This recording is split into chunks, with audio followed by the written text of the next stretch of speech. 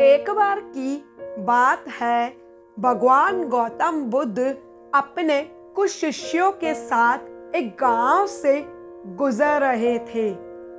तभी उन्होंने देखा वहां पर कुछ दूरी पर एक पेड़ के नीचे एक वृद्ध व्यक्ति बैठा हुआ है।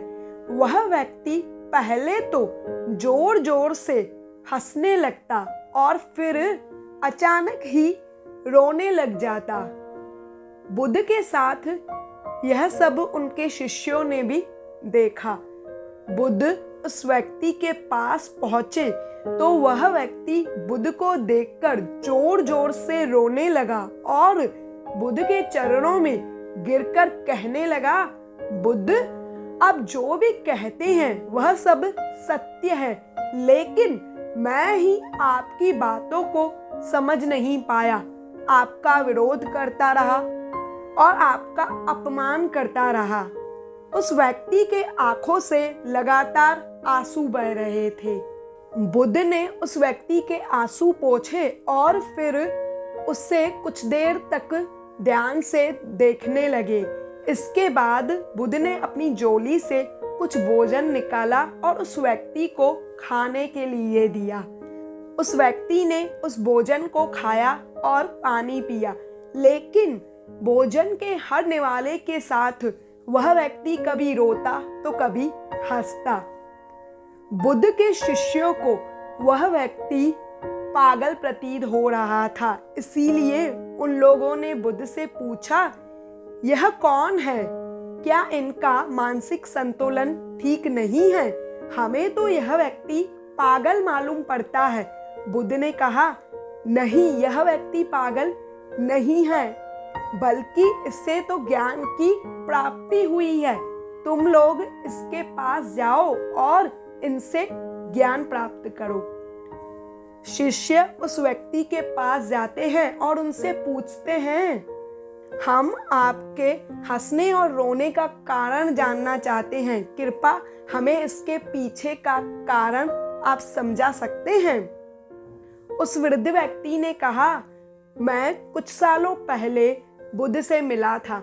मैंने उनके प्रवचन सुने थे, लेकिन मुझे बुद्ध के प्रवचन बिल्कुल ही बेकार लगे, क्योंकि मुझे लगता था कि बुद्ध के प्रवचन जीवन जीने के लिए और जीवन में आगे बढ़ने के लिए किसी काम के नहीं हैं और बुद्ध लोगों को बहकाते हैं। इसीलिए मैं बुद्ध के विरोधियों के साथ मिलकर उनके खिलाफ षड्यंत्र रचने लगा।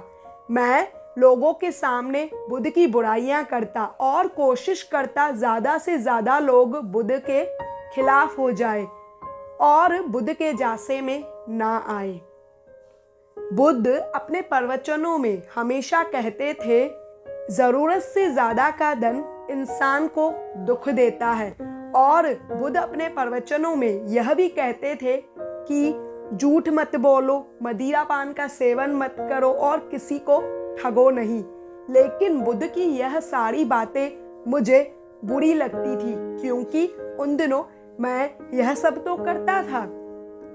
व्यापार को बढ़ाने के लिए लोगों से झूठ बोलना, ज़्यादा फायदे के लिए झूठ बोलकर लोगों को ठगना, रोज रात को मदिरा पान का सेवन करना, यही तो मेरी दिनचर्या थी। लेकिन उस समय मैं यह भी देख पा रहा था कि जो लोग बुद्ध की बातों का अनुसरण करते थे वे लोग ज़्यादा सुखी और खुश रह पाते थे, जबकि उनके पास ज़्यादा कुछ नहीं होता था। मैं उन्हें देखकर उनसे कुछ सीखने के बजाय मैं उनसे ईर्ष्या करने लगता था। मैं रो इसलिए रहा हूँ क्योंकि मुझे इस बात का एहसास पहले क्यों नहीं हुआ, और अब जब मुझे इस बात का एहसास हो चुका है तो मैं बूढ़ा हो चुका हूँ और मेरे पास ज़्यादा समय बचा ही नहीं है। मैं हंस इसीलिए रहा हूँ क्योंकि मैं देख पा रहा हूँ कि मेरे आसपास के लोग यही गलती कर रहे हैं जो मैंने की थी, और इन्हें भी अपनी गलती का एहसास तब होगा जब वक्त इनके हाथों से निकल चुका होगा और यह भी मेरी ही तरह पछतावा करते रह जाएंगे कि काश इन्हें यह बातें पहले पता चली होती तो अच्छा होता। शिष्यों ने कहा, आपने अपने जीवन से जो भी ज्ञान प्राप्त किया है, कृपा उस ज्ञान को हम सबके साथ भी साझा करिए ताकि हमारे ज्ञान में भी वृद्धि हो सके, हम भी जीवन की गहराइयों को ज्यादा अच्छे से समझ सके। उस व्यक्ति ने हाथ जोड़कर कहा, गौतम बुद्ध के शिष्य हो आप लोग। बुद्ध ने जितना जीवन की गहराइयों को समझा है उतना किसी ने भी नहीं समझा होगा। जो बुद्ध आपको बता सकते हैं, मैं आप लोगों को वह तो नहीं बता सकता, लेकिन मैंने अपने जीवन से जो कुछ भी समझा है मैं आपको वह अवश्य बताऊंगा। वह वृद्ध व्यक्ति कहना शुरू करता है, जीवन के अंतिम पड़ाव में आकर मैंने यह जाना कि इस दुनिया का हर व्यक्ति एक प्रतिस्पर्धा में शामिल है। हर व्यक्ति एक दूसरे से प्रतिस्पर्धा कर रहा है और सभी लोग भाग रहे हैं, एक दूसरे से आगे निकलने की कोशिश कर रहे हैं, खुद को दूसरे से श्रेष्ठ साबित करने की कोशिश कर रहे हैं और यह आगे निकलने की दौड़ बचपन से ही शुरू हो जाती है। जब मैं छोटा था तो मैं अपने मित्रों से आगे निकलना चाहता था। मैं चाहता था कि मेरे पास मेरे मित्रों से ज़्यादा खिलौने और ज़्यादा अच्छे कपड़े हो। मैं मेरे मित्रों से ज़्यादा होशियार और समझदार दिखने की कोशिश करता था, लेकिन मेरी माँ बहुत सख्त थी। वह मुझे मेरी मर्जी की मिठाइयाँ और खिलौने नहीं लेने देती थी। इसीलिए मेरे मन में कभी कभी यह ख्याल आता था कि अगर यह मर जाए तो मैं सदा सुखी हो जाऊंगा और अपनी मर्जी के सभी खिलौने और मिठाइयाँ ले पाऊंगा, लेकिन ऐसा कुछ भी नहीं हुआ।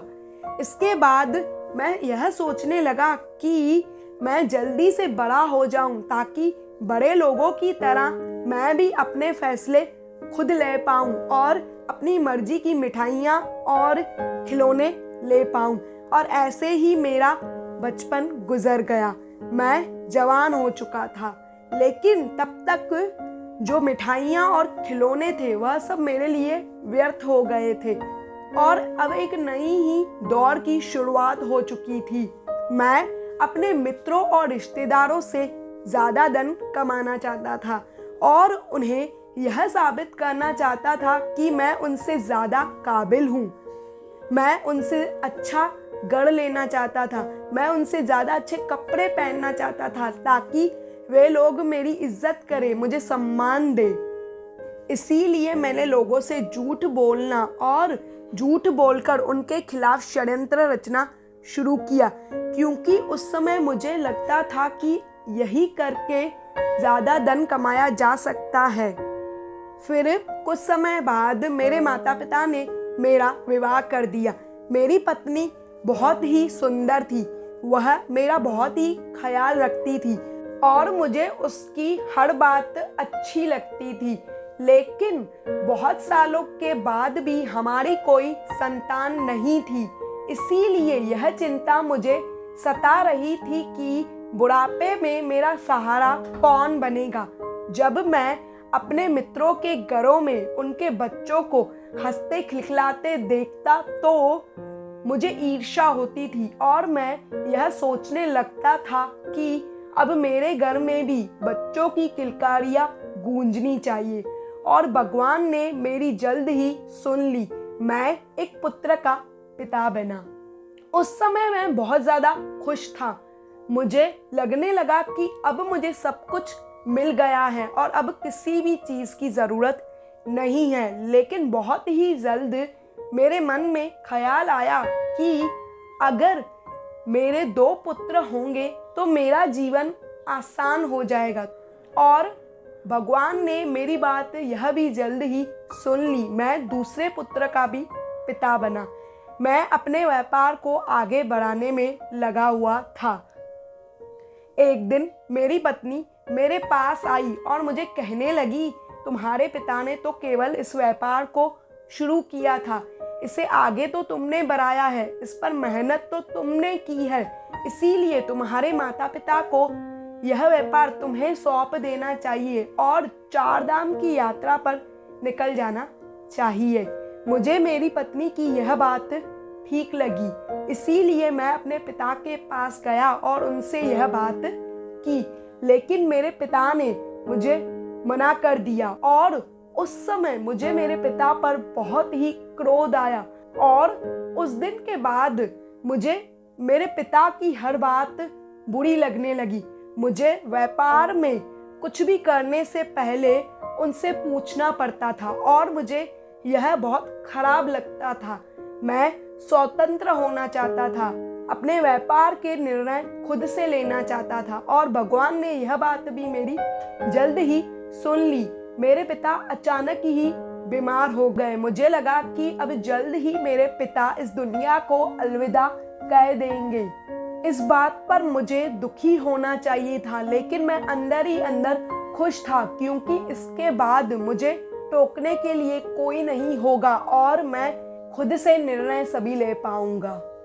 मेरे पिता की हालत बहुत ही खराब होती जा रही थी।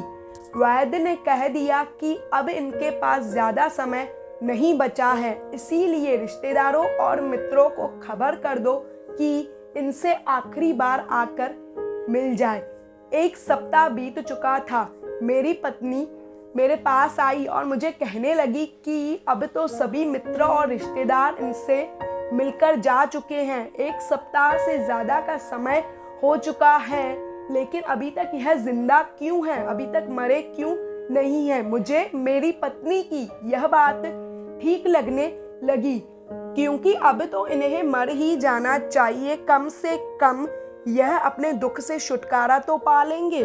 अगली सुबह जब मैं सोकर उठा और अपने पिता के कमरे में गया तो मैंने पाया कि मेरे पिता का देहांत हो चुका है और मेरी माँ उनके सर के पास में बैठकर रो रही थी। उस समय मेरी आंखों के सामने मेरे पिता के साथ बिताए गए सभी अच्छे पल घूमने लगे। मैं अपनी माँ के साथ रोने लगा। फिर इसके बाद मैंने यह निर्णय लिया कि मैं अपने पिता की अंतिम यात्रा बहुत ही शानदार तरीके से निकालूंगा ताकि सभी लोग देख पाए कि मैं अपने पिता से कितना प्रेम करता था और मैंने ऐसा ही किया। मैंने अपने पिता की अंतिम यात्रा बहुत ही भव्य तरीके से निकाली और लोग मेरी तारीफ कर रहे थे। मैं अंदर ही अंदर गर्व महसूस कर रहा था। लोगों की नज़रों में मेरी इज्जत और बढ़ चुकी थी। फिर उसके बाद पूरा व्यापार मेरे नियंत्रण में आ चुका था। मैंने अपने व्यापार को आगे बढ़ाने के लिए सब कुछ किया जो मैं कर सकता था। धन के प्रति मेरी हवस बढ़ती ही जा रही थी। कुछ ही सालों में मैं अपने नगर का सबसे अमीर व्यापारी बन गया और तब तक मेरे दोनों बेटे भी जवान हो चुके थे। मैंने अपने दोनों बेटों की शादी दूसरे नगरों के अमीर व्यक्तियों की बेटियों से की ताकि वे लोग मुझे मेरा व्यापार बढ़ाने में सहायता कर सके। इसके बाद अचानक ही मेरी माँ की तबीयत खराब होती है और वह भी इस दुनिया से चल बसती है। अब धीरे धीरे मैं भी बुढ़ापे की ओर बढ़ने लगा था। कुछ सालों बाद मेरी पत्नी का भी देहांत हो गया। उस समय मुझे किसी के खोने का दुख हुआ। मैं उदास रहने लगा, मैं अकेला महसूस करने लगा। तब किसी ने मुझे बुद्ध के बारे में बताया। मैं बुद्ध से मिलने गया, लेकिन मैं बुद्ध के उपदेशों से सहमत नहीं था और वहां पर आए बहुत सारे लोग ऐसे थे जो बुद्ध के उपदेशों से सहमत नहीं थे। इसीलिए हम लोगों ने मिलकर बुद्ध के खिलाफ षड्यंत्र रचना शुरू किया। ऐसे ही कुछ साल बीत गए। मैं अपने पुत्रों के साथ मिलकर अपने व्यापार को बढ़ाने में लगा हुआ था, लेकिन दिनों दिन अब मेरा शरीर कमजोर होता जा रहा था और मैं अस्वस्थ रहने लगा था। इसीलिए मेरा ज़्यादातर व्यापार मेरे पुत्र ही संभाल रहे थे। एक दिन मेरी हालत कुछ ज़्यादा ही खराब हो गई थी, इसीलिए मैंने मेरे इलाज में बड़े से बड़े वैद्य को लगाया, लेकिन कोई भी परिणाम नहीं निकला। मेरी हालत दिनों दिन खराब होती जा रही थी। फिर एक दिन मेरा बड़ा पुत्र मेरे पास आता है और मुझसे कहता है कि पिताजी, अब आप बूढ़े हो चुके हैं और आपकी तबीयत भी खराब रहती है, इसीलिए आप पूरा व्यापार मेरे नाम पर कर दीजिए, मैं उसे संभाल लूँगा और छोटे भाई की भी चिंता मत करिए, मैं उसे भी संभाल लूँगा। यह सुनकर मैंने अपने पुत्र से कहा, पुत्र, मैं अभी केवल बीमार हूँ, मरा नहीं हूँ और कुछ ही दिनों में स्वस्थ हो जाऊँगा। यह सुनकर मेरा पुत्र वहाँ से चला गया।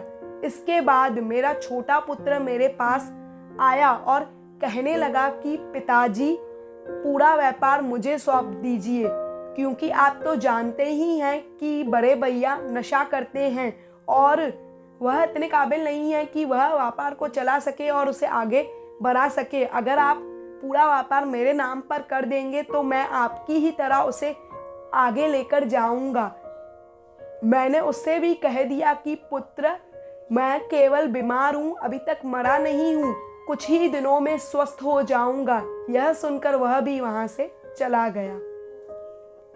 वैद्य ने कह दिया कि अब मेरे पास ज़्यादा समय नहीं बचा है, इसीलिए रिश्तेदारों और मित्रों को खबर कर दीजिए कि आखिरी बार इनसे आकर मिलकर जाए। मेरे पुत्रों और बहुओं ने रिश्तेदारों और मित्रों को पत्र लिखना शुरू किया। मैं परा यह सब देख रहा था। मैं जिंदा था, लेकिन मेरी ही आंखों के सामने मेरी ही मौत का तमाशा बन रहा था और मैं कुछ भी नहीं कर पा रहा था। आज पहली बार मुझे मेरे पिताजी की बेबसी का एहसास हुआ। धीरे धीरे सारे रिश्तेदार और मित्र मुझसे मिलने आने लगे। वह मेरे पास आकर बैठते और मुझसे कहते कि अगर आप चले जाएंगे तो हमारा काम कैसे चलेगा। मैं यह सोचता कि मैं तो अभी जिंदा हूँ, अभी तक तो मरा ही नहीं हूँ, और मुझे उन पर गुस्सा आता कि यह लोग ऐसा बोल रहे हैं कि मेरे मरने के बाद इनका काम कैसे चलेगा। मैं मर जाऊंगा, इनको इस बात का दुख नहीं है, लेकिन मेरे मरने के बाद इनका काम कैसे चलेगा। इन लोगों को तो इस बात का ही दुख है।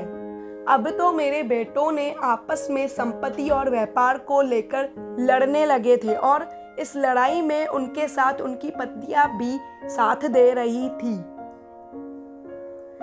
आज जिंदगी में पहली बार मुझे महसूस हो रहा था कि मैंने अपना पूरा जीवन यूं ही बर्बाद कर दिया केवल धन कमाने में, और वही धन आज मेरा जीवन नहीं बचा सकता, मुझे ठीक नहीं कर सकता, और मेरे पुत्रों के बीच में नफरत का कारण भी यही धन है, जिसके पीछे मैं बचपन से लेकर आज तक भागता रहा और इसके लिए न जाने कितने लोगों से झूठ बोला, कितने लोगों को ठगा और कितने ही लोगों के घर बर्बाद किए, लेकिन सिर्फ इसलिए ताकि यह धन एक दिन यहीं रह जाएगा। और काश यह बात मुझे उस समय समझ आ जाती जिस दिन मेरे पिता बिस्तर पर पड़े हुए थे, तो मैं अपने जीवन को एक नई दिशा दे सकता था। कोई ऐसा काम कर सकता था कि लोग मुझे मेरे मरने के बाद भी याद रख सके, क्योंकि तब मेरे पास समय, ऊर्जा और धन तीनों थे। लेकिन मुझे इस बात का एहसास अब हो रहा है और अब मेरे पास ज़्यादा समय ही नहीं बचा है।